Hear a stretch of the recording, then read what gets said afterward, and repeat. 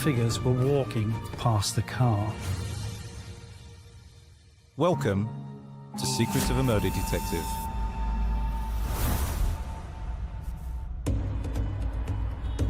The murder of Jodie Chesney in March 2019 was one of East London's most challenging cases. I'm going to be meeting one of the senior officers on the case to understand the pressures, the setbacks, and the eventual breakthrough that brought the killers to justice. My name is Perry Benton. I'm a former Detective Chief Inspector for the Metropolitan Police Homicide Command. I've got over 17 years experience within homicide, and I've never felt the pressure on any case like I have on this one. It felt like the world was demanding answers and demanding justice. Perry, thanks very much for coming in. Hi, Much Steve. appreciated. Perry, the case we're going to talk about was from March 2019. Where were you working at the time? What was your role? So at that time, I was a detective sergeant working on one of the murder teams at Barking. So a call comes into the police. When were you first made aware of it? Emergency which service? It was a Friday night. I wasn't actually on duty on the night it happened. A call came in relation to a stabbing in Harold Hill in Romford in Essex. A young girl had been stabbed in the park. Police were called, an ambulance was called, and the 999 recordings are the most horrific, horrendous 999 recordings I've ever heard. Are you with the patient now? Yeah. Okay, Yeah. how old is the patient? She's 17. Is she awake? No. They are panicking, begging for help. Jodie. Jodie, come on. Come on. They're just horrendous. Stay calm. Right away. Stay calm. Just stay calm. Help is on its way, okay? How long is it going to be? This is an emergency. No, it's fine. Yeah. What? He's not breathing. What do we do? She's not breathing. I'm arranging help for you. Just stay calm. And when the police arrived, they formed emergency treatment, and so did the paramedics that arrived, and she was then being transported to hospital when the initial call came in to the murder investigation team. So you work in a murder investigation team, and at this stage it wasn't a murder, but they must have had real concerns for the girl that had been stabbed. Yeah, a decision was made that they would attend the scene and speak to the local officers that were there to make sure that all aspects of the investigation were being properly managed as best they could with what information they had available at the time. It was quite quickly established who the young lady was. It was Jodie Chesney, and she was only 17 years old. There were a number of witnesses who were present, who were young people, and they were young friends of Jodie, including her boyfriend. And they had to speak to them about what had happened and treat them as what we call significant witnesses. And there were also a number of other residents as well that had come out to give first aid because they'd heard Jodie screaming and Jodie's friends screaming. The police spoke to a female resident who lived nearby, who described it like a horror movie. She said that when they were speaking to the paramedics to try and help Jodie, there was just blood everywhere and they couldn't stop the bleeding. It was quite a chaotic scene. Obviously the friends of Jodie were, hysterical, were so upset about what had happened, and that's what the officers that were confronted with. So they had to manage that situation. This incident occurred on Friday, the 1st of March, 2019. We know that at 7 o'clock in the evening, Jodie and her friends then went to Amy's Park in Harold Hill in Romford, where they went into the playground and they sat there drinking and smoking some cigarettes. They were listening to music and they were just having a general good night, what should have been a normal Friday night out with your friends. And then just before 9:30, around 9:20, the witnesses described two males entering the playground where Jodie was, and one of the males has then stabbed Jodie in the back. She then collapsed to the floor, screaming out in pain, and the two males ran off. Within 5 minutes, the police and paramedics had arrived on scene to try and save Jodie's life. One of the things that was established quite quickly was that Jodie's dad was in central London, and they managed to locate where he was, and they sent officers in a marked police car with blue lights and sirens to go and pick him up, because they obviously were really concerned about Jodie. They wanted to get him and quickly get him to the hospital.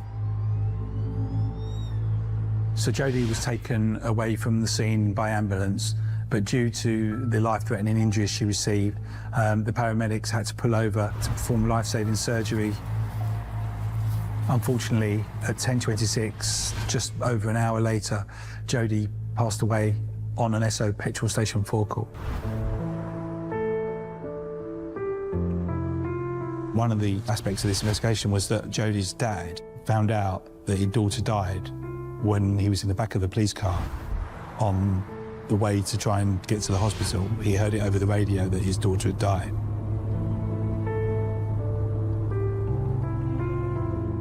Even now, 3 years later, I still can't comprehend how Peter Chesney would have felt, you know, to suddenly hear that his youngest daughter had been murdered over the police radio was completely devastating. So in terms of your investigation, this was now a murder? Yeah, it very quickly turned into a murder investigation, yeah. What would your officers have been confronted with when they got there? They had to preserve that scene as best they could to try and establish, you know, why this has happened, who'd done this. So the park is in a very, very residential, built-up area in Harold Hill. Where the actual stabbing took part was in a small playground in the middle of the park. And there was a couple of benches there and some children's climbing equipment. And that is where Jodie was sitting just before she was stabbed. She was sitting on one of the benches. What is significant is the playground where the incident happened was pitch black.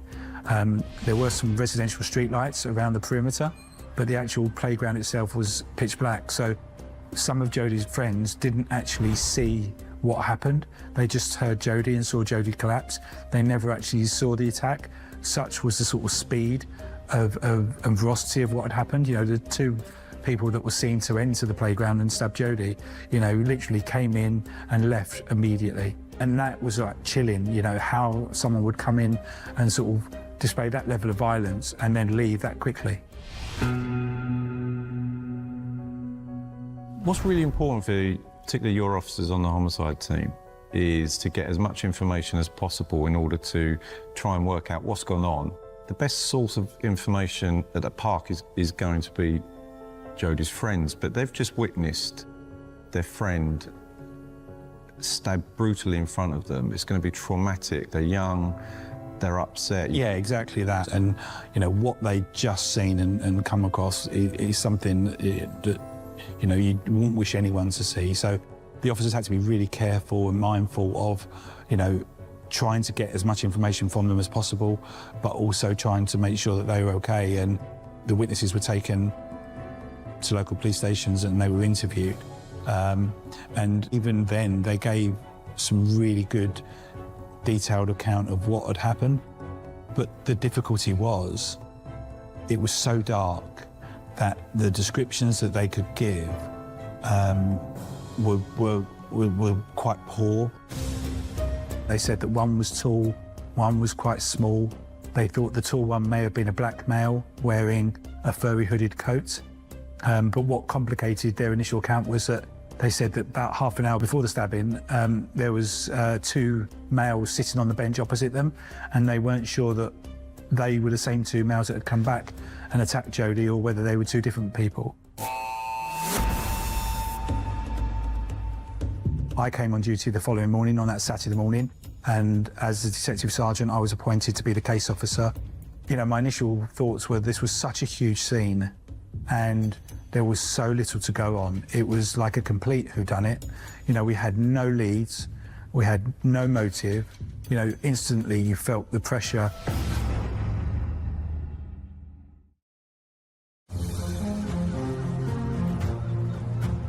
In any murder investigation, police will need to build up a picture of a victim's life, known as victimology. And the best people to get that information from generally is the victim's family. So specially trained officers are used to get that information whilst dealing with their grief and not making it worse.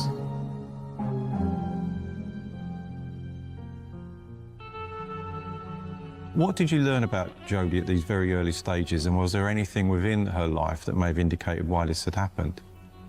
She was, by everyone's accounts, an amazing 17-year-old girl. She was a student at college, she was a member of the Scouts, she played the piano, she lived at home with her father and her stepmother and her sister, and she had a normal upbringing. Anyone who ever met her, they said that she just brought a smile to their faces, and there was just nothing, anything we could find that gave any reason why anyone would want to stab her and kill her. The whole family were completely devastated. No one could understand why this had happened, why anyone would want to hurt their little girl. And that was the biggest thing, that question of why. And it was a question that initially we just could never answer. We couldn't give them what they wanted to know. At that initial stage, we had no suspects, we had no clues. And I do remember thinking, oh my God, how are we ever going to solve this? This was shaping up to be one of the most complicated murder investigations I'd ever been involved in. This was a story where right from the outset, when the identity of the victim became known, it was a big story. It was of national media attention. My name is Tristan Kirk. I'm the courts correspondent for the London Evening Standard. There were a lot of eyes on this particular case, trying to work out how a teenage girl, a good member of her community, somebody who was well loved, had ended up getting stabbed to death in the middle of a park when she was just enjoying herself with friends. You've got the eyes of the world on you, on one hand, and also as well as an experienced murder investigator, the sooner you can get hold of a suspect, the more chances are you're going to get evidence on them. So the pressure would have been building on you to try and identify who it was that killed Jodie. What picture were you building up of these people? So initially, all we had was really sort of loose descriptions, if you like, from the witnesses in the park. They believed that maybe the tall one may have been a black male, and he may also have been wearing a coat with a furry hood. That's all we had. It's not a lot to go on, is it? We had no route that they'd taken to come in. The witnesses gave different directions of where they thought the suspects had gone to afterwards, and that really complicated it. The SIO obviously put in place a number of strategies, and one of the sort of key strategies that was put in place was around the CCTV. We were looking for any, clue to help progress the inquiry. The collecting of CCTV evidence basically comes in 3 stages. It's known as scoping, harvesting, and viewing. Scoping is nothing more fancy than a police officer or police officers walking the streets looking for cameras. Then there's the harvesting, which is getting that footage off of the systems. And then there's a viewing. And the viewing is an officer or officers watching a TV screen of the CCTV footage in real time. In this particular case, because the park was surrounded by residential houses, there wasn't a huge number of sort of CCTV opportunities, and also where the actual stabbing happened, it happened inside the playground in the middle of the park, and there was no cameras that covered the actual playground. So we knew straight away we're never going to get any footage at that time that actually showed us the stabbing. So yeah, we knew quite early on that CCTV would be very challenging in this case. A murder investigation has many, many strands to it, all going on at the same time, simultaneously. You've got 20, 25 detectives all working together. What were the different strands of evidence that you as a team were trying to seek at this early stage? We were looking at things like house-to-house inquiries. There was obviously then looking at the intelligence picture. Forensic strategy was being put in place around investigating that crime scene, looking at every forensic opportunity. So there's a huge number of officers involved in this investigation. An important stage of this investigation would have been a post-mortem and autopsy on Jodie. I think sometimes we can treat that quite clinically as a procedure, but for your officers that would be attending, they would be witnessing a post-mortem on a child. And that's not easy, is it? No, it's very difficult.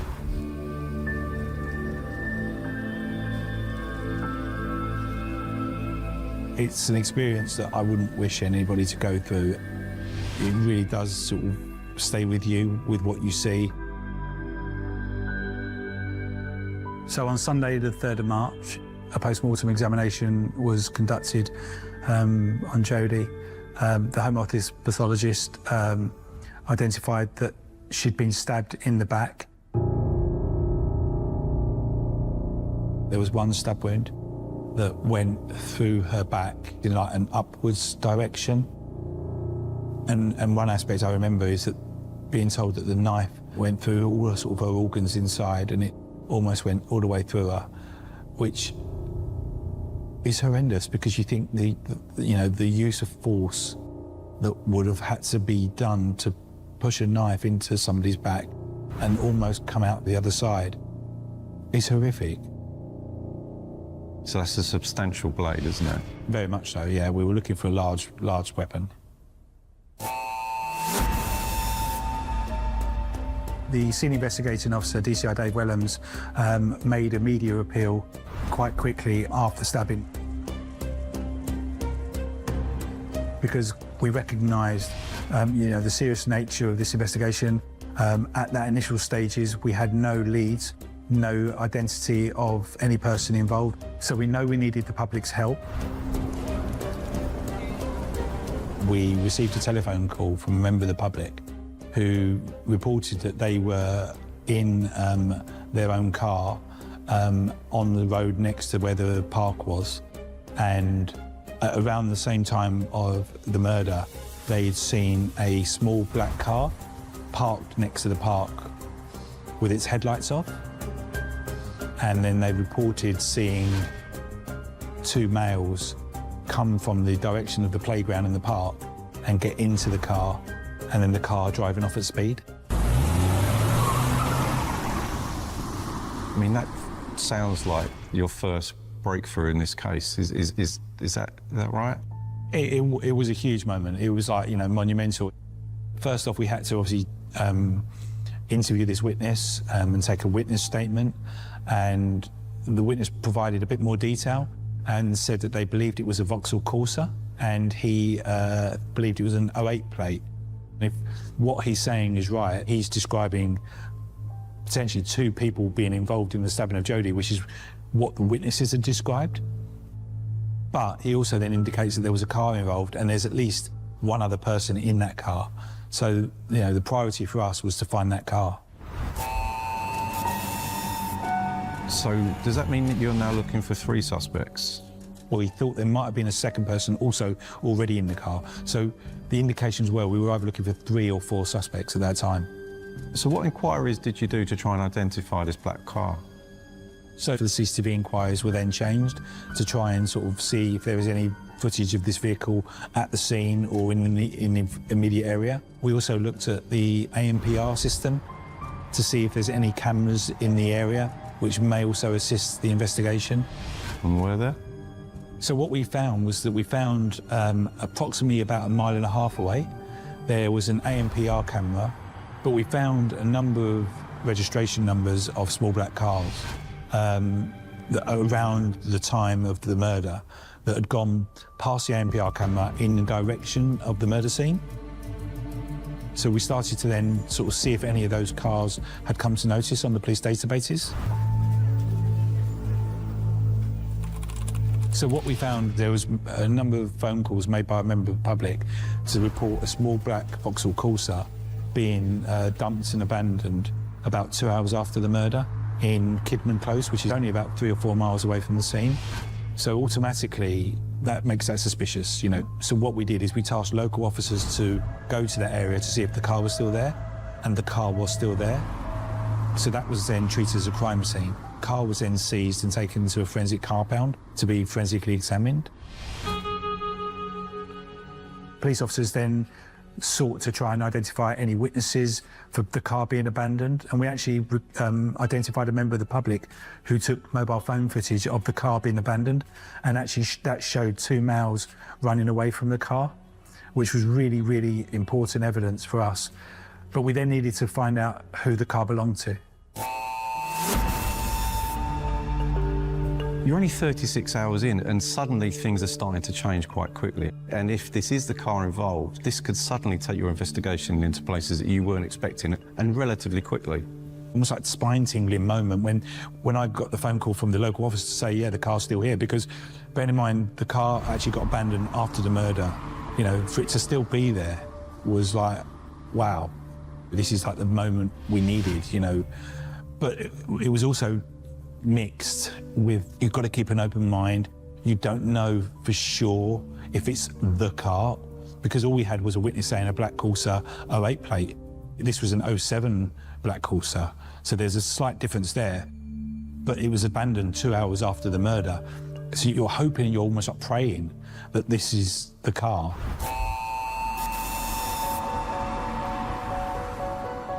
Research was then conducted by the team to try and identify the owner of the car. It transpired that the car was bought at a car auction a couple of days before the murder, and the car was registered to Manuel Petrovic, who was a local drug dealer.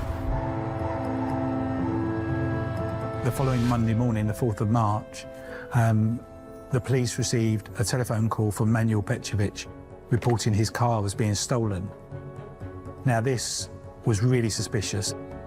You know, in my experience, if somebody's used a car in a serious crime, they then might try and distance themselves from being the driver of the car at the time of the incident. And this certainly raised sort of Manuel Petrovic as potentially being a suspect in the murder.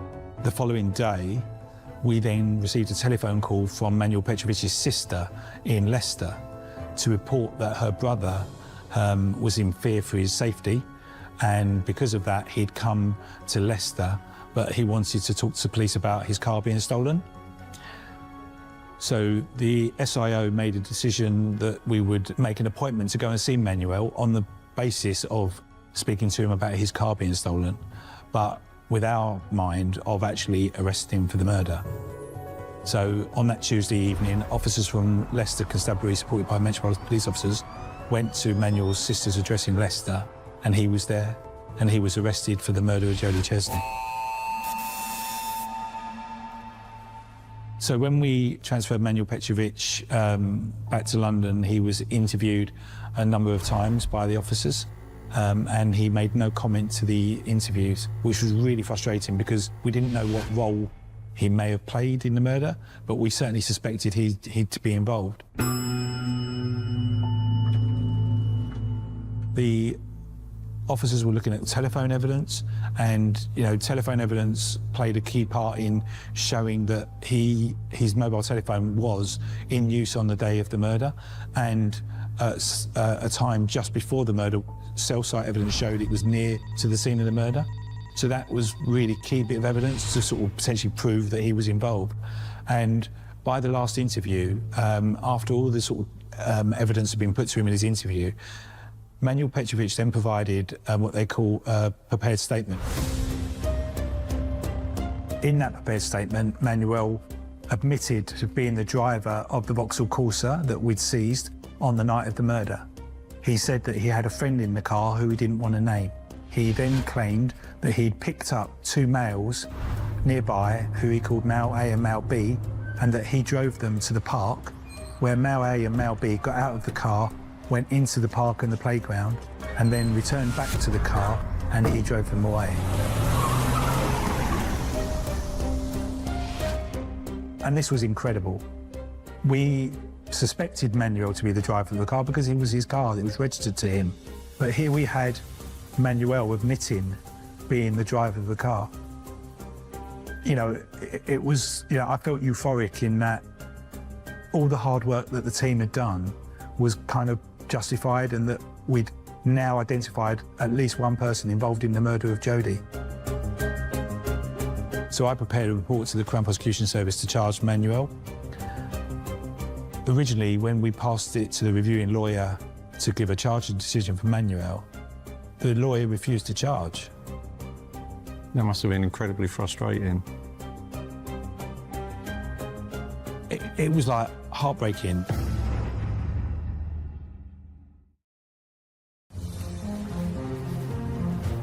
The police and the Crown Prosecution Service have very different roles within the criminal justice system. So for police officers, it's about gathering information and investigating crimes. For the Crown Prosecution Service, their role is to prosecute crimes. And that relationship can be difficult because of the conflicting interests. The police officers will be really keen often to get a person charged. For the Crown Prosecution Service, it's a different test. They can't just believe that somebody has committed a murder. They have to consider whether or not there's a likelihood of a conviction at court. And those two different thought processes can come into conflict sometimes.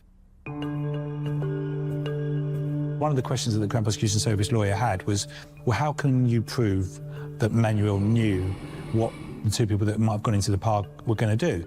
Which is a fair question. But for me, other evidence was going to come. We were still waiting for the forensic evidence. We were still waiting for CCTV. Unfortunately, on an appeal, the CPS agreed that there was sufficient evidence to charge. So Manuel was then charged and remanded in custody. So on the 8th of March, with Manuel Petrovic still in custody, being interviewed by officers, the police managed to identify the second suspect, who is a 16-year-old.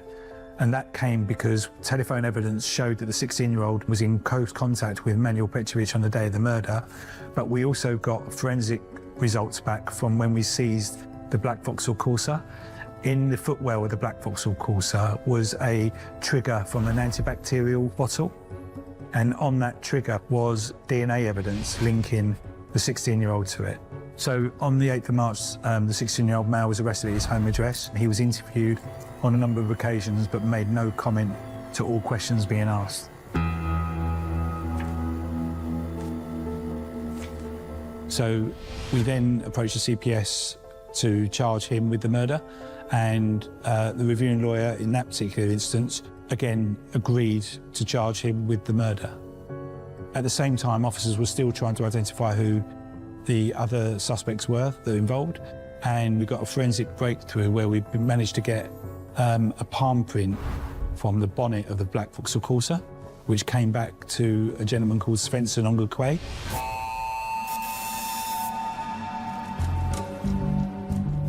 And when we looked at research into him, again, he was a local drug dealer. He was also a black male, and he was quite tall. And then when we thought back to the descriptions that the witnesses gave of the murder, he fitted the description. So when officers were searching for Svensson Ongakwe, it transpired that he lived in a nearby hostel. That hostel had CCTV cameras, and so the CCTV footage was being urgently reviewed whilst the officers were looking for him. There was also a park next door to where Svensson's hostel was, called Lawns Park. That park was then forensically searched with specialist trained search officers and forensic officers. In that park was burnt clothing, and remnants of that burnt clothing included a furry hood. I strongly suspect that is the clothing that he was wearing during the murder and then had disposed of after the murder. So on the 10th of March, he was spotted going into a residential address in Dagenham. As the police went into that address, Svensson Ongakwe ran out of the back door of the address and tried to climb into a neighbour's garden and then fell through the neighbour's conservatory roof. At the same time, a young male who we now know to be Aaron Isaacs was also seen trying to run out the back door and climb over the back garden fence. So Svensson Ongakwe was arrested in that residential address, and then we found Aaron Isaacs in that address with two other people, and a decision was made that we didn't know whether or not they were involved in the murder or whether they were assisting Svensson. So Aaron Isaacs and the two other people were then arrested for assisting an offender, whilst the police could search that address and obviously interview them regarding their knowledge.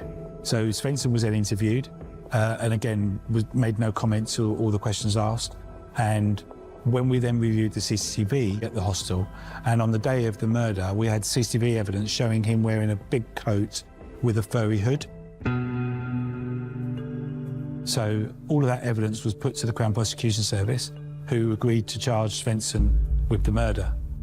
So he was charged, and then Aaron Isaacs at that point was released on police bail because we didn't have any evidence linking him to the murder or any evidence that he'd assisted an offender. By May, we'd obtained further evidence that linked Aaron Isaacs to being the fourth person involved in the murder of Jodie Chesney. What we believe is that Aaron Isaacs was the smaller male that the witnesses had described going into the park with the tall black male. And evidence was obtained from the hostel where CCTV evidence showed Aaron Isaacs being with Svensson on Gakui about 30 minutes before the murder. Svensson is wearing a coat with a furry hood and a white top, which clearly matches the description of what the witnesses had said the stabber was wearing. The CCTV was then used to track their movements from the hostel, and they are then seen walking in direction and into what is a black Vauxhall Corsa, which is the same black Vauxhall Corsa that Manuel Petrovic was driving. So by the end of May, a charging authority was obtained from the Crown Prosecution Service, and Aaron Isaacs was subsequently found hiding an address in North London, where he was then arrested and charged with the murder of Jodie Chesney to await trial. CCTV was recovered from a number of addresses in and around the park, but none of the CCTV footage was suitable to identify anybody responsible. The best the footage showed was potentially legs getting out of a vehicle and then walking into the park. A decision was made to utilise the services of a CCTV expert to review the footage and compare the different clips to sort of help try and prove that the same people that we'd seen at the hostel were potentially the same people at the scene itself. In the Jodie Chesney case, I was brought in after some initial arrests had been made. I'm Ashley Windsor, and I've been an imaging expert for over 35 years. The primary job was to see if we could identify through imagery these four people. And the CCTV was so clear that there was no doubt I was dealing with four individuals who were named. The evidence throughout the footage I had was supporting material. It was saying these people knew each other. It was saying what they were wearing. It was saying where they were and the timings. But the breakthrough came when I looked at the crime scene video. This was poor quality CCTV at night, and the individuals cannot be seen clearly, but some things could be seen, and that turned the case. There was an air of mystery about this case because this was somebody who was clearly all the signs were pointing towards an innocent victim. There was questions as to whether this might have been a case of mistaken identity or if there was something underlying that we didn't know about. There were a lot of questions still to be answered.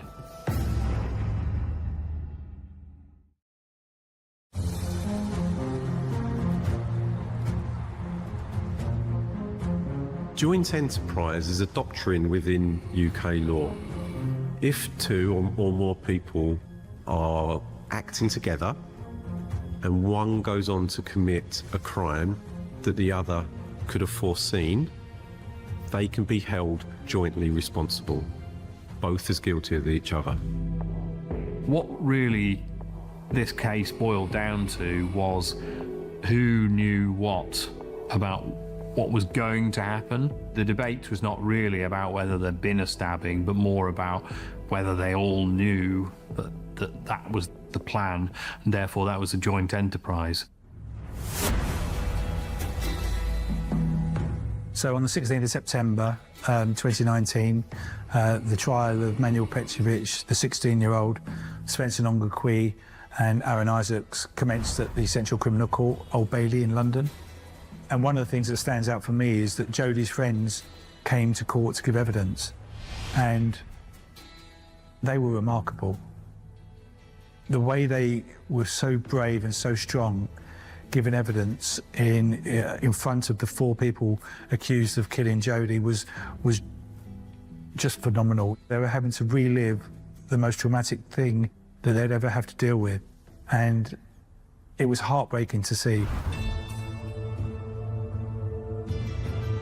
One of the other most compelling parts of the sort of prosecution case in the trial was we managed to obtain some covert recordings of Manuel Petrovich, which was then played in court. This is obviously a sensitive tactic, and it's not something that the courts or the prison service would use lightly. A decision was made to listen to any visits that Manuel Petrovich had whilst he was in prison. On a couple of those visits, he actually spoke to a female friend of his, and in particular, during one of those visits, he actually gave us the motive for what had actually happened to Jodie. He said that Svensson had gone into the park and into the playground to bang out his ops. Now, what that means, he was basically gone to bang out his opposition, he's gone to attack his rival.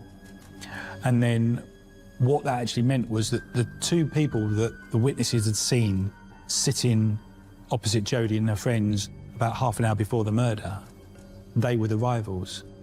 They were the intended targets. And so for the first time ever, we had that evidence and that information that it was purely a case of mistaken identity. Jodie was just the wrong person in the wrong place at the wrong time. She was not the intended target. But this was the first time the recordings were allowed to be used in a criminal trial, which helped prove the actual motive behind the murder. So when you found out that it was a case of mistaken identity, how did that feel? I mean, it was just shocking. I remember, you know, when that evidence was played in the court, you know, it was almost silence because you couldn't believe here is one of the people accused of the murder talking about the motive and the reason why, you know, and almost agreeing with the prosecution's case. The trial had a number of issues. Manuel Petrovich gave evidence and admitted being a drug dealer, and he pretty much stuck to his story of taking 2 people that he refused to name to the park, and then he drove them away. The 16-year-old boy that had been arrested, he chose not to give evidence. And then we got to Svensson. He gave evidence, and for the first time he admitted he had gone into the park and gone into the playground, but he said he was with Aaron, and that Aaron had actually in fact stabbed Jodie.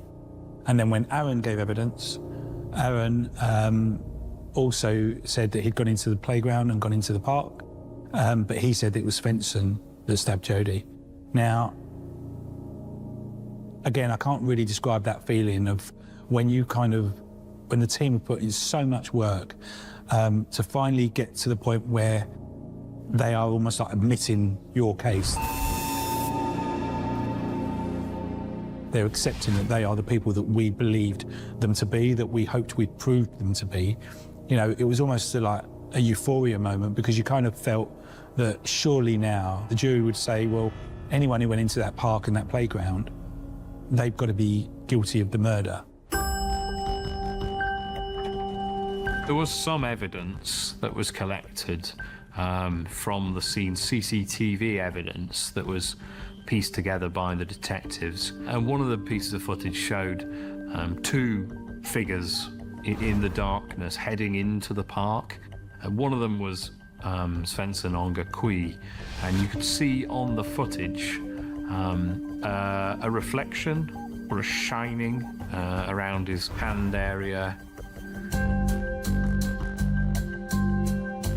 When I was examining the footage at the crime scene, I found one image which showed something glinting as the figures were walking past the car.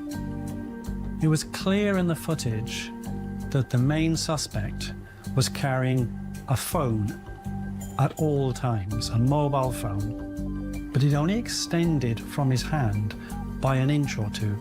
This item, this object which is causing the glint, must be something that extends beyond his hand. sufficient distance to capture sufficient light to give the glint. It was put to the jury that that was the knife, that was the murder weapon.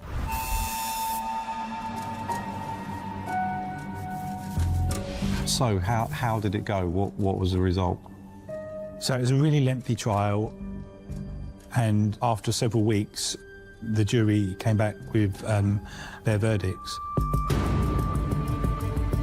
I remember being so sort of shaken, so nervous, waiting for their verdicts, because you know that the team have put in so much hard work to try and get justice for the family, and you just hope that the jury come back with the right verdicts, but you just never know. You never know what the jury are gonna say. And so, you know, it's almost like your heart is in your mouth and you can feel your heart sort of beating out your chest, waiting for that verdict.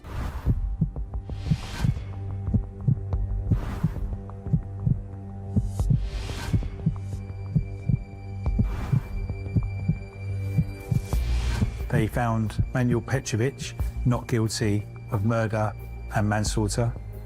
They found a 16-year-old youth not guilty of murder and manslaughter. In the case of Spencer Nongakwi, they found him guilty of murder. And in the case of Aaron Isaacs, they also found him guilty of murder.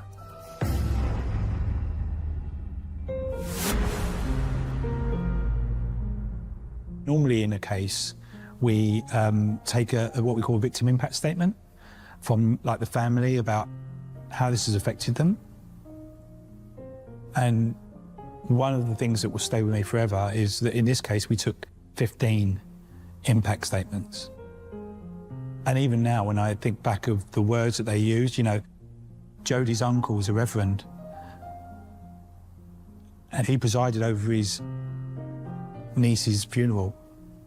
How do you do that as a reverend? How do you conduct your own niece's funeral? You know, some of the words when I think about those impact statements, you know, really,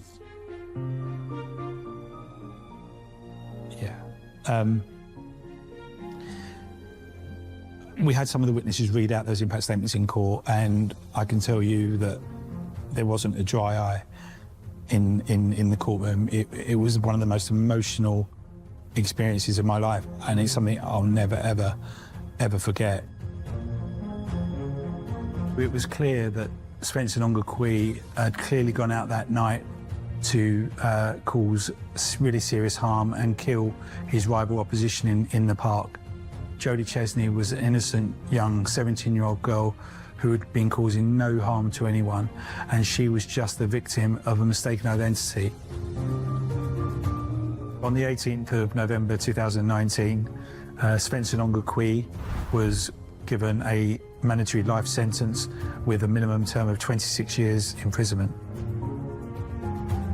Aaron Isaacs was also given a mandatory life sentence to serve a minimum 18 years in prison. He showed absolutely no remorse for what he'd done, for the devastation and for the lives that he's changed. You know, he has changed anyone connected to Jodie's lives, you know, her boyfriend, her immediate family. Their lives are never going to be the same again. Jodie is never going to have another birthday again. She's never going to have a Christmas again. Her father's never going to see her walk down the aisle or get married or have children. All of this has been cruelly taken away by the actions of Spencer Nongakwi and Aaron Isaacs, and for nothing. There was absolutely no justification for what they did. Harry, you just sat in front of me and you're telling me this story, and I can see how emotional you are and how much that means to you, and I'm sure your team as well. So just on behalf of Jodie, Jodie's friends and family, and all the people of Havering, I'd just like to say thank you for the work that you and your team did. Thank you. There is no doubt that the investigation into Jodie's murder was a difficult one, and it took a lot of work, a lot of determination to get the evidence they needed to be able to go to court and put these defendants in front of a jury for them to make a decision on their guilt. That was no foregone conclusion, and it took the skill of those investigators to achieve that. And for the detectives to be able to get justice for Jodie would never bring her back, We'll never replace her for the family, but at least they know that the people responsible for her death will answer for that crime.